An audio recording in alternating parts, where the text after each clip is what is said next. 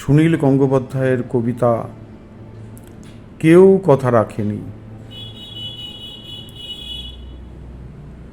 কেউ কথা রাখেনি, ৩৩ বছর কাটল, কেউ কথা রাখেনি।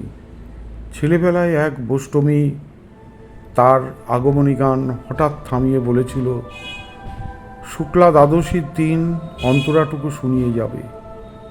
তারপর কত চন্দ্রভূপ অমাবস্যা চলে গেল, কিন্তু সেই বোষ্টমী আর এলো না। ২৫ বছর প্রতীক্ষায় আছি। মামাবাড়ির মাঝি নাদের আলী বলেছিল, বড় হও দাদা ঠাকুর, তোমাকে আমি ৩ প্রহরের বিল দেখাতে নিয়ে যাব।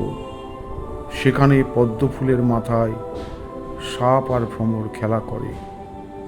নাদের আলী, আমি আর কত বড় হব? আমার মাথা এ ঘরের ছাদ ফুঁড়ে আকাশ স্পর্শ করলে তারপর তুমি আমায় ৩ প্রহরের বিল দেখাবে? একটাও রয়্যাল গুলি কিনতে পারিনি কখনো। লাঠি লজেন্স দেখিয়ে দেখিয়ে চুষেছে লস্কর বাড়ির ছেলেরা। ভিখারির মতন চৌধুরীদের গেটে দাঁড়িয়ে দেখেছি ভেতরে রাস উৎসব। অবিরল রঙের ধারার মধ্যে সুবর্ণ কঙ্কন পরা ফর্সা রমণীরা কত রকম আমোদে হেসেছে। আমার দিকে তারা ফিরেও চায়নি।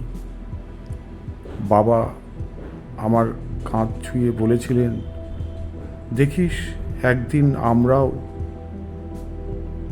বাবা এখন অন্ধ, আমাদের দেখা হয়নি কিছুই।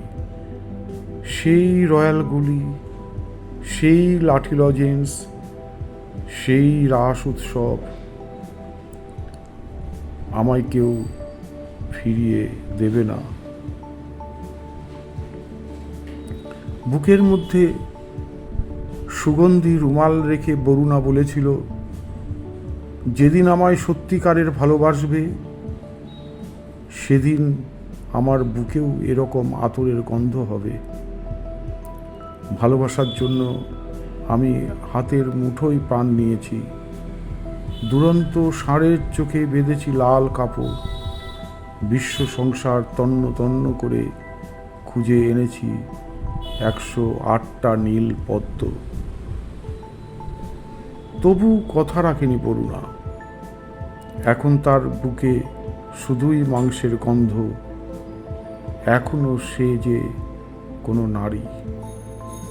কেউ কথা রাখেনি, ৩৩ বছর কাটল, কেউ কথা রাখে না।